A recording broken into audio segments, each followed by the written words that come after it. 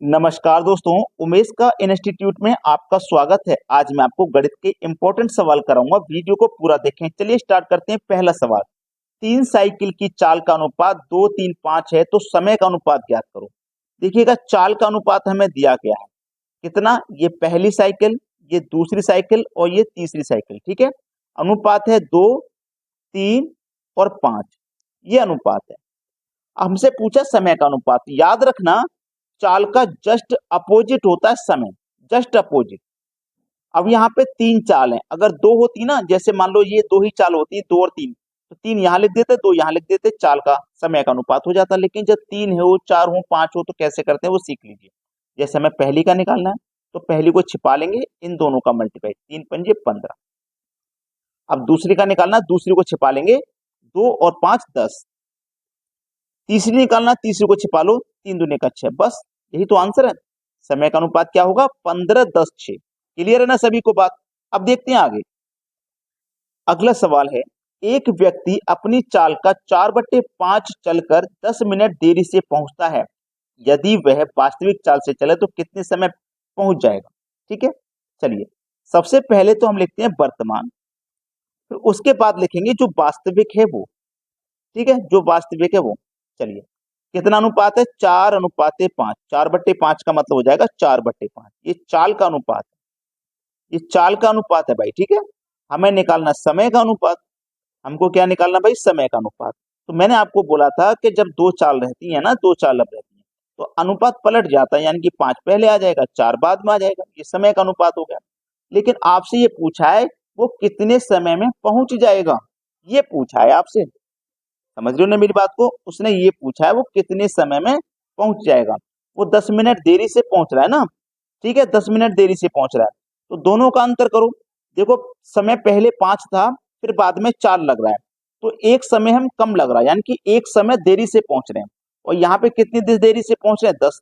एक की वैल्यू 10, सवाल खत्म हो गया। क्लियर है ना सभी को, एक की वैल्यू 10। और हमसे पूछा है उसने कि कितने समय वास्तविक चाल से चले तो कितने समय में पहुंच जाएगा, यही तो पूछा है। चलो, वास्तविक चाल क्या है उसकी, भाई वास्तविक चाल है 5। वास्तविक चाल कितनी है, 5। जब 1 बराबर 10 किए तो 5 बराबर कितने, 5 से 10 से मल्टीप्लाई कर दो, 50। ये आपके सवाल का बिल्कुल सही जवाब। अब देखते हैं आगे। अगला प्रश्न है, एक व्यक्ति यात्रा का 1/4 भाग बस द्वारा, 1/3 भाग रेल द्वारा तथा शेष 20 किलोमीटर की दूरी पैदल तय करे तो यात्रा में कुल कितनी दूरी तय की गई। देखो, बस के द्वारा कितनी दूरी तय की गई है, बस के द्वारा 1/4 प्लस रेल के द्वारा कितनी दूरी तय की गई है, रेल के द्वारा 1/3। दोनों को जोड़ लो, पता लग जाएगा कितना। 4 और 3 का एलसीएम 12, 4 12, 3 एकम 3, 3 चौके 12, 4 एकम 4, ऊपर कितना 7 बटे में कितना 12। ठीक है, इसका मतलब ये हुआ है, इसका मतलब ये हुआ है कि 12 और ये क्या भैया आपके पास 7, कितने का, 5 का अंतर। ठीक है, याद रखना मेरी बात को। शेष जो 20 किलोमीटर की दूरी है ना वो पैदल तय कर रहा है। शेष जो 20 किलोमीटर की दूरी है, देखो, यानी कि टोटल दूरी यहाँ पे है 12, जिसमें से 12 में से 7 उसने बस के द्वारा और रेल के द्वारा तय की है। 12 में से 7 तो बची कितनी, 5। 5 तो बची, और यहाँ कितनी बची, 20। तो 5 बराबर 20 की है तो 1 बराबर 4 के, 1 बराबर 4 के, तो टोटल है आपकी 12। तो 12 बराबर कितने के भैया, 1 का 4, तो 12 चौको 48। ठीक है, 12 बराबर 48 की। ये आपके सवाल का ना बिल्कुल सही जवाब है। कितनी दूरी तय करी, 48 किलोमीटर। ये भी किलोमीटर में था तो ये भी किलोमीटर में आएगा। अब देखते हैं आगे। अगला सवाल है, एक 1200 मीटर लंबी रेलगाड़ी किसी व्यक्ति को 1 मिनट में पार करे तो उसकी चाल ज्ञात करो। बहुत अच्छा सवाल है। देखो, आपको चाल पूछा गया ना, तो चाल बराबर फॉर्मूला आपको मालूम होगा। चाल बराबर फॉर्मूला होता है दूरी बट्टे समय। ये फॉर्मूला होता है जिसमें दूरी है हमारे पास 1200 मीटर और समय है हमारे पास 1 मिनट का। तो मिनट को हमें सेकंड बनाना पड़ेगा, तो 1 मिनट में होते हैं 60 सेकंड। जब दूरी मीटर में होगी तो समय सेकंड में होता है। ठीक है, कटा 0 से 0, 6 से कट जाएगा, 6 दूने का 12 और 1 0, 20 बार में। तो चाल हो जाएगी 20 मीटर प्रति सेकंड। ये आपके सवाल का हो जाएगा बिल्कुल सही आंसर। अब देखते हैं आगे। अगला प्रश्न है, नीलम अपनी कुल आय का 20% मकान के किराए पर तथा शेष का 70% घरेलू मदों पर खर्च करती है। यदि वह 3600 रुपए की बचत करती है तो उसकी आय कितनी है? देखो, जो भी उसकी आय होगी वो अपने आप में होगी 100%। 100% में से उसने 20% तो खर्च कर दी मकान के किराए पे, तो बची कितनी? 80%। अब ये जो 80% बची है, ये अपने आप में 100% होगी। ठीक है, अपने आप में 100% होगी। तो याद रखें, उसने भी इस बची हुई का 70% घरेलू मदों पे खर्च किया है। तो हम निकाल सकते हैं कितना खर्च किया है भाई, निकाल सकते हैं कि नहीं निकाल सकते? भाई उसने इस 80 का 70% घरेलू चीजों पे खर्च किया, तो हम इसका निकाल सकते हैं उसने कितना खर्च किया। 80 का हम निकालेंगे 70%, परसेंट का मतलब बटे में 100। 2 जीरो से कटा दो, 2 जीरो, 8 सत्ते 56, 8 सत्ते 56, यानी कि 56 उसने खर्च किया। 80 में से ना 56 उसने खर्च किया है घरेलू मदों पर। 80 में से 56 खर्च कर दिया तो लास्ट में उसके बाद बचा कितना? 24। कितना बचा है लास्ट में? 24। और यहाँ कितना बचत कर रहा है वो? 3600। तो 24 की जो वैल्यू है वो 3600 के बराबर है। तो एक की वैल्यू कितनी? 3600 बटे 24 हो जाएगी। एक की वैल्यू यही तो हो जाएगी। 12 तिया 36, 12 दूनी 24। ये 2 जीरो कहाँ जाएंगे भैया? 2 से कटा दो, 150 बार में। ठीक है, और गुने कर देना हमें 100 से, क्योंकि उसकी हमें कुल आय पता करनी है। कुल आय हमारे पास 100%। कुल आय जो भी होती है वो अपने आप में 100%। तो 150 का गुना 100 से कर दो भैया, 15,000 आ जाएगा सही जवाब। 15,000, जो कि पहले ऑप्शन है। अब देखते हैं आगे। अगला सवाल है, एक कंपनी की आय 20% प्रति वर्ष बढ़ जाती है। यदि इसकी आय वर्ष 2012 में इतनी रुपए थी तो वर्ष 2010 में कितनी थी? पहले का पूछा है, 12 का देके 10 का पूछा है।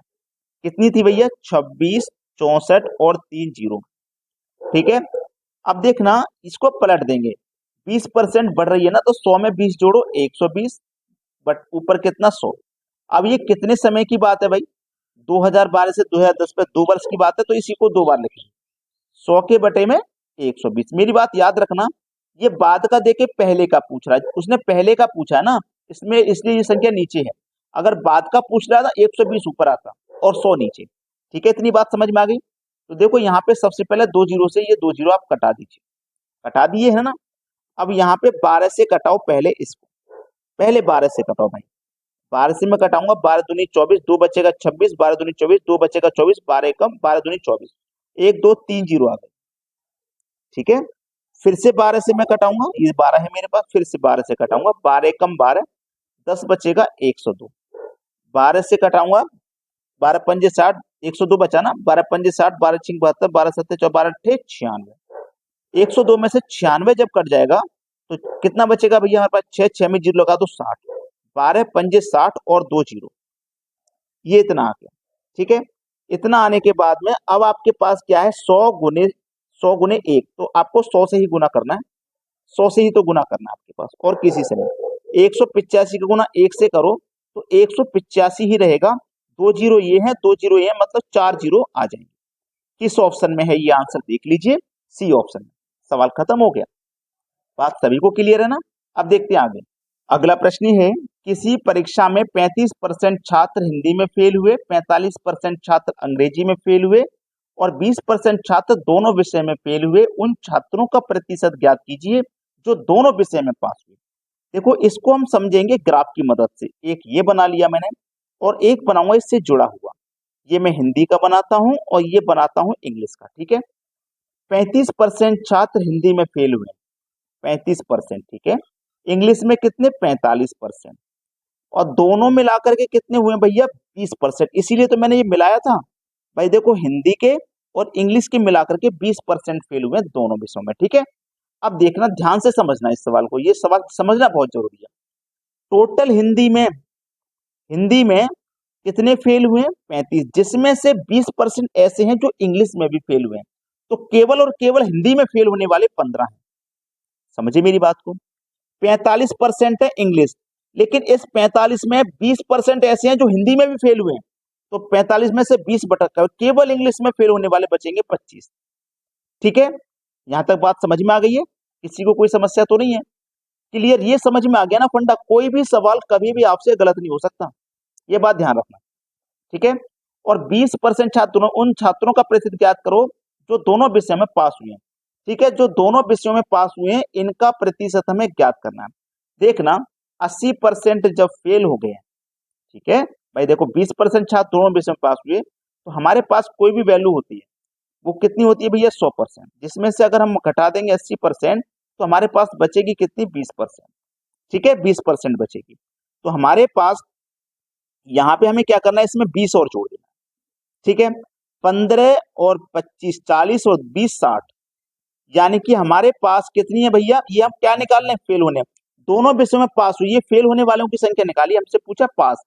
अब 100% में से 60% फेल हुए तो पास कितने हुए भैया 40%। ये सवाल का सही जवाब है डी ऑप्शन, बिल्कुल सही है। उम्मीद करता हूं सभी को सवाल समझ में आ गए, किसी को कोई समस्या नहीं होगी। वीडियो देखने के लिए बहुत बहुत धन्यवाद।